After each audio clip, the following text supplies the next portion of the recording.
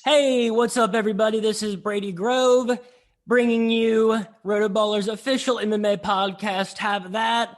Dennis and I decided to scrap the picks episodes for this week, but I'll be on the Rotoballer Premium MMA DFS chat today from 3 to 4 p.m. For those picks. But we have something like much more exciting today. In lieu of a pick episode, is joining me today is Jasmine. I practiced this and I did my homework on the pronunciation. Jasmine Jasudavicius. Very well. That's a super job. Yeah, awesome. Okay, good. Yeah, I am joined by Jasmine Jasudavicius.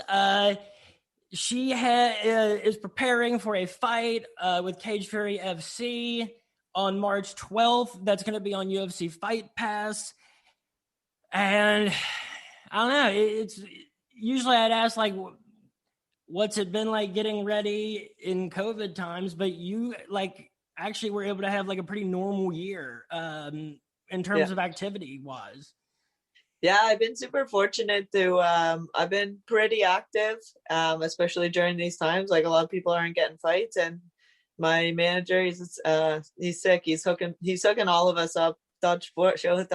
But yeah, we've been really active, and the gym's active. I mean, the classes had to get shut down, but we like make training in like different ways. So still the pro team's able to train, and but yeah, we're just kind of making it work, and it almost seems like it's working out better for me personally, as bad as that sounds, because I'm getting a lot of one-on-one attention from my coaches, so, or like very small group attention. So I think my holes are getting filled a lot quicker, I guess. Yeah, and you did you have all three of your pro boxing matches in 2020? uh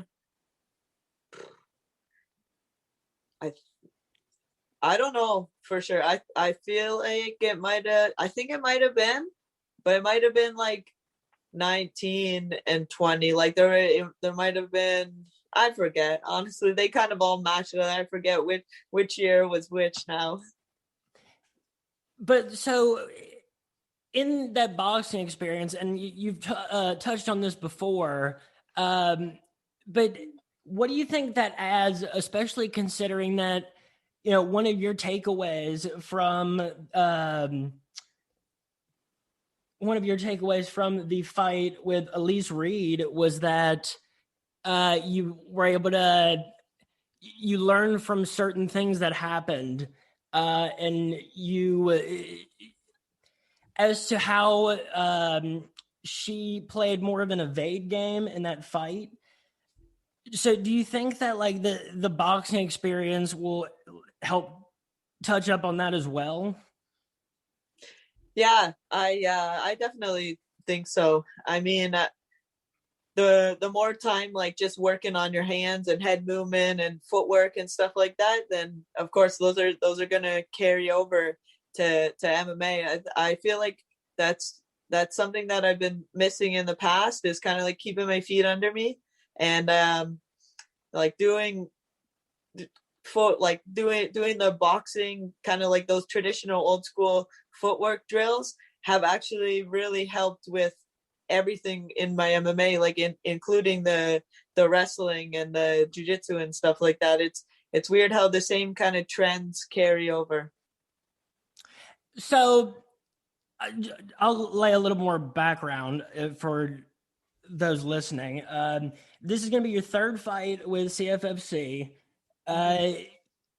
This one's at flyweight, and you're coming off a super close, you know, split decision loss to Elise Reed for that strawweight belt, and that's a fight that like a lot of people thought you won, and it was just that close of a fight. So what prompted the decision to go back to flyweight? Because before the Reed fight, it seemed like you thought strawweight might have been your proper weight class. So coming up through my career in both amateur and pro, I've fought at like all different weights. In between, there's like 125. There was like 123, 122 one time. There 120, 115, and so I've been able to fight at kind of any weight that's available. But yeah, this particular fight is at 125, and I initially was thinking 115 was good because I would be so big for the weight class.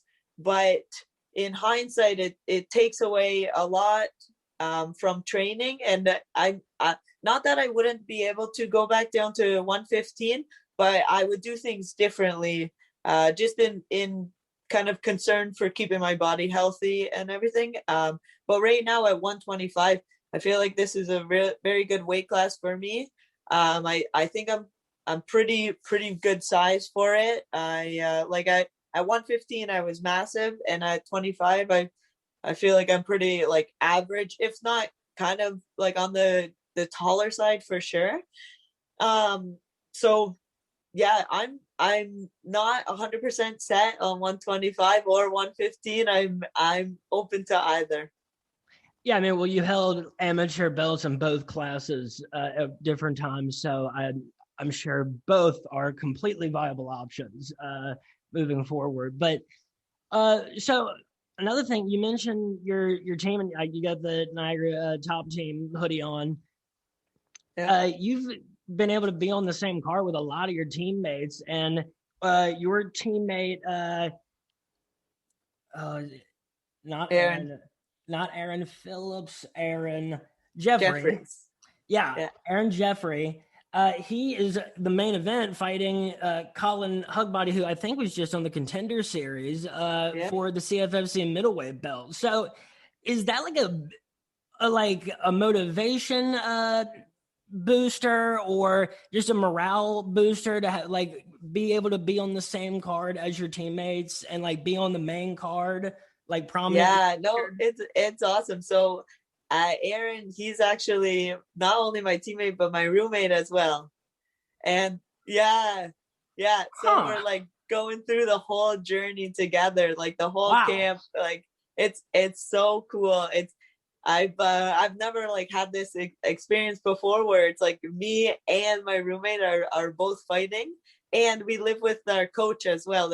Our coach is Chris Prickett. He's actually my boyfriend, and so we all live together. So it's like all of us are going through camp all together. So it feels like it's so much stronger because there's three of us going through it as opposed to just one person. Yeah, damn, that's got to keep you that's got to be a huge edge in staying focused in a camp. Yeah, it's so awesome. Like you feel like rised up every time. Like they like you're having a bad day, but they're looking good, they're smiling. You're like, okay, I'm part of the team. Like I feel good. We're good, guys. Let's go do this. So CFFC, they're like Northeast US based mostly. I think a lot of their most recent events have all been like in Pennsylvania. And geography might be like my biggest like weakness in total. And so do a lot of Canadian fighters tend to go for CFFC because it's close to the US Northeast? Like it's just like more convenient. Well, in Canada, there's like a lot more restrictions for fight cards that like insurance so in order for a Canadian promotion to put on a show, the insurance for it is like absolutely insane, and like the cost to actually do it and all that, there's all these kind of like hoops you have to jump through. So it's tons of work, and there's not a huge return. So it's like, why would unless a company wants to invest long term, like a promotion wants to invest long term, it's very hard to do it in Canada. Like you're not going to make that much money. So a lot of Canadians will fight across the border because there are cards available. There's shows available, and I think it's cool because it kind of causes like a like country versus country kind of thing. So I think it works out regardless. But that's why most Canadians travel, because we just don't have the opportunities in Canada like we do in the States. So this is the fourth promotion that you've been with since you turned professional. You were also at WFC, Cage Titans, BTC, and now this is your third fight in a row with Cage Fury. What have you liked so far about Cage Fury? Is it a big thing that like you get to be seen on UFC Fight Pass? Stuff like that. Is the quality of competition?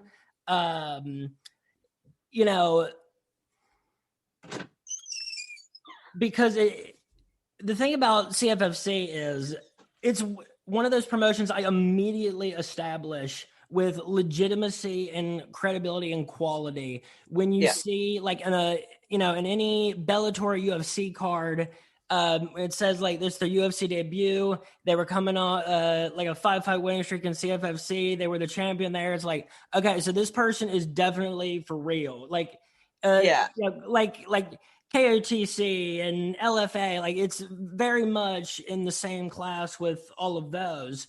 And so, what's that environment like? Is that something you like about it, like a lot? Yeah, definitely. I mean, like the amateur shows in comparison to like a CFFC show are two completely different things. Like it's wild, the difference and the professionalism and everything. CFFC is amazing. I love fighting for them. They take care of their fighters super well. Everyone is always awesome. Like I've had only great experiences fighting with CFFC. In all honesty, pretty much all of the promotions that I've always fought for have treated me personally very, very well. I've heard of other stories, but yeah, it's like CFFC kind of goes above and beyond.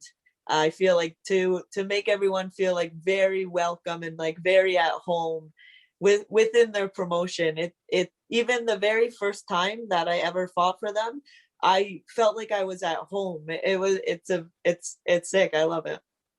Well, I mean, and being able to put on, enough shows to where you could get in 2 fights in 2020 when, a ton of very reputable promotions were not able to do that.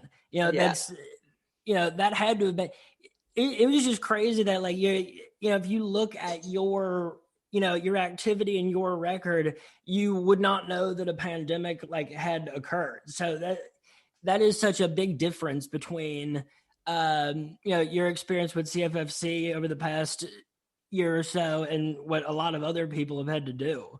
Yeah, for sure. Like, I mean, I have like teammates and stuff like that. They've been trying to get a fight like this whole time, or it's like they fought once or something like that. But no, I've been super fortunate to be able to be consistent. So, I guess we'll touch a little bit on, as we mentioned, you're coming off that super tough decision loss to Ashley Deen. That was for the CFFC strawweight belt. She is like a super high quality fight. I made a note to myself. I was like, this is quite easily a fight like you could see again in the UFC in like a year plus. Like that is a complete possibility. You see that with so many matchups in the UFC where they're fighting in the UFC, but they fought like twice before in Invicta or something. Mm-hmm. Yeah. But what are your takeaways from that fight? It was a great performance by both. Just a tough decision and a really close fight. So what are your takeaways from that, and how do you kind of gauge yourself mentally to proceed forward? Yeah, so obviously, yeah, tough fight. I honestly thought I won, even like watching it back afterwards after the fight. I still thought I won, but I mean the judges thought the other way, so it is what it is. there was obviously lessons that I had to learn. And so it's nice that, like, yeah, the loss hurt and everything, cut deep, but it will make me stronger for the future. Like, if I have that big of a hole that I need to rectify that before I take another fight. You know what I mean? So I feel like that fight really like showed me a lot. It was too much like push, and there was I was trying to find the finish the whole time, and it was like overextending. I was like over my toes too much. It was just like too much push. There too much like crash and not enough flow. I wasn't like being patient enough within that fight, and it kind of almost like represented my life. It's like I was always like push like harder, faster, like everything like that, and there wasn't enough like chill in my life and flow and relaxing, taking rest days and stuff like that. So like now that I'm in camp, I gotta make sure I'm taking the rest days. I gotta keep my body healthy, and I'm getting ready, coming into this fight. I feel very good because I feel healthy at 125. I'm not worried about cutting the weight. Like my weight's already good. And I feel like even though coming off that loss, I feel mentally stronger coming into this fight because I don't have the pressure of being an undefeated fighter. I don't have all of that pressure anymore. Now I can just go in there and be free. I can just show off what I've learned from my last fight, and I can't wait to get in there. My apologies. It's Elise Reed. I said Elise Deen, which is a fantastic segue to your opponent on March 12th is Ashley Deen. She is a flyweight who I believe has also fought several times at bantamweight and heavier catch weights. She's 5-5. She's out of Colorado. I'd heard you say previously, like you actually don't know a ton about her. Mm-hmm. But like, what do you know about her, and how do you see this fight playing out? At the moment, still at this point, about 3 weeks out from the fight. Yeah. Yeah. When you said that, I was like, oh no, actually, Dean, at least Reed, that's funny. But no, I'm looking forward. I think we fare well together. I think that she's gonna be very tough. I feel like she looks like she likes to fight, and so I can't wait to like get in there and have another experience of fighting again. Yeah. The thing about the matchup is that you have pro boxing experience. She has pro boxing and pro kickboxing experience. You're fighting at 125, but you had spent plenty of time at 115 and lighter catch weights. She has spent time at bantamweight and heavier catch weights. And it's two fighters with experience against high quality competition. I think her she's on a 2-fight win streak. One fight was in LFA and one fight was in Valor, I believe. And one of her losses, I believe, earlier in her career was to Julia Vila. So the two fighters definitely that have seen a high quality of competition. Yeah, I think it's gonna be a banger. Like that's exactly what I'm expecting. Like she looks like she's down to fight. She definitely gets in there. I mean, she's 10 fights deep, right? She's no amateur. She knows what it's like, and so I think it's gonna be a sick fight. I think it'll be a good match. Like on both of our side, it's a good matchup. So, what in stringing together, a great series of wins and good organization, and now in CFFC, you're 4-1. Another fight coming up. It's still early in 2021. So, what are your goals for this year? I know that your approach tends to be one day at a time. But what goals, if any, do you have for that longer term? Yeah, so like obviously my ultimate goal is the UFC, but until then, exactly what you said, I'm just taking it one day at a time. Like especially with this like crazy time with all this COVID shit, it's like I I just gotta make it to this fight before I start thinking about anything next. And so that's just yeah, that's how I'm doing it. Every day it's like, okay, what do I got for practice today? Or if I'm going to bed, what do I have for practice tomorrow? I'm not thinking like too far past that, in all honesty. Now, I tend to hear a lot of that, like from other fighters, that like I think that just seems to be the easier to manage like approach when you're going through camps and getting ready for fights. Like there's no room in that, it appears, for planning for the next 365 days. Yeah, exactly. You got enough on your brain. You don't want to add anything more.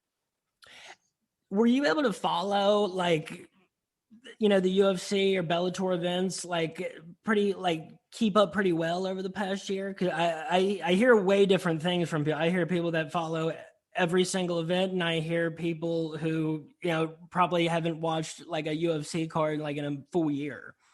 Yeah, well, so it's funny. In camp, I don't watch too much, mainly because I'm just exhausted and like I'll go to bed pretty too early. Like I don't even really pay attention who's fighting or what card or anything, because I'm just like on my own train, like tunnel vision completely when I'm in camp. But outside of camp, I really like watching the fights. In all honesty, though, I miss so many main events because by the time they're on here, it's like midnight or like maybe 11, but that's late for me because I've been training all day. I'm so tired. I always fall asleep before the main events, and then I always have to watch them the next day, or I'll fall asleep like when the main cards are. That the one that when they were in Fight Island, they started at like 10 a.m. here. I loved it. It was so sick. I wish all of them were like that. I love those earlier cards too. Like at weird times where like I'm not used to being able to watch a UFC card like on Saturday in the morning. So Yeah, so that's like a perfect. special thing. But no, I agree too. Like with those a lot of those main events, I mean, if a pay-per-view gets kicked off at like 10 p.m. and it's a Yeah, Saturday, and those are just long days, and by the time they get to the one that like you've been most anticipating to see probably, yeah, and you're just like, I just want one of these fights to end in a quick knockout so that they can exactly. start showing Yeah, more promo videos and I can take a breather before this, because I'm dragging by that point. yeah, yeah. Well, so who are like some fighters right now in the UFC 115 and 125 pound divisions that you are your favorite to watch, or you know maybe you see things that they do that you like and maybe try to incorporate from both aspects? So in regards to like the girls, I always watch all the girl fights, like no matter what way. I always like make sure I catch up on the girl fights first. And I like watching Peter Yan. I think he's a sick fighter, and I yeah he I other but I like watching all the fights really, like because I feel like you can like pick up stuff from everyone.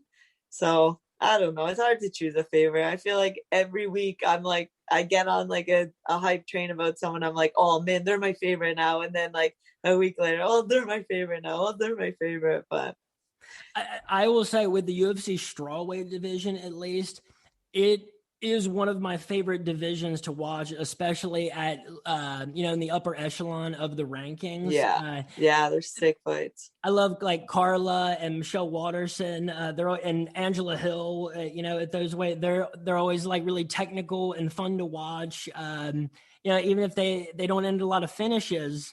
Like a Michelle Watterson Angela Hill fight, like that is like such a fun matchup of different kickboxing styles. Yeah, Rose and Joanna are two of my like favorite fighters, like yeah. right now and of all time. Yeah, I know. They're my favorite. And Wei Lee, too. She's dynamite. I can't wait till Rose gets the chance to fight because I want to see that one. Yeah. And there's a lot of fight. I would see Joanna fight Anyone. Rose or anybody else that she's already fought like 2 or 3 times. I'd watch her fight him 5 or 6 times. Yeah, for sure. She's so sick. A very talented division. Yeah, it's a great one. And I mean, flyweight, it's a different thing because when it's just so dominated by one person. But there have been some great champions in the UFC women's divisions of the last few years. Really like dominant champions, clearly head and shoulders above for a while. But so you mentioned Peter Yan. He's got his fight coming up with Aljamain Sterling. Who you got in that fight? Because that is a super close. And then whoever wins that fight has Corey Sandhagen waiting for them immediately. Man, I actually didn't like that last knockout. Like it's like turned my stomach. The knockout of Frankie. Yeah, it broke my heart to watch. Frankie's one of my favorite of all time too. He's so many people's, and that did hurt. But at the same time, one of the craziest, sickest knockouts I've ever seen. I know. It's like you can't. It like how do you feel about it? I can't ignore that his body control and finesse on that knee and the power that was left in it by the end of that movement is insane. And so, I mean, whoever ends up winning the Jan Sterling fight is going to have to fight Corey Sandhagen. And right now, I think he might win. I think he has looked fantastic. But so the other 2 dudes. Yeah. I think Jan will win, and then Jan Sandhagen would be a crazy fight. Ooh, that card is going to be good. There's 3 title fights, and then Dom fights. He's up back in the mix. That fight, or that entire card from top to bottom is absolutely stacked. The prelims could quite easily be a fight night main card on any other sure night. Yeah. Well, folks, that is it for this episode of Roto Bowlers MMA podcast. Tap that. I'm going to be back with Dennis Clausen early this week for the episodes, making picks for the Rosenstruck game card. With me today was Jasmine Jasudavicius. Jasmine, thank you so much for being on. This is a great time. Learned some interesting things from you about the CFFC experience over the past year or so. And good luck in prepping for your fight on March 12th that everybody can watch on UFC Fight Pass. It's the Friday one, not the Thursday one. Those back-to-back CFFC ones throw me off sometimes. But good luck. Hope that with all the crazy times that nothing comes up, but you've really remained fortunate.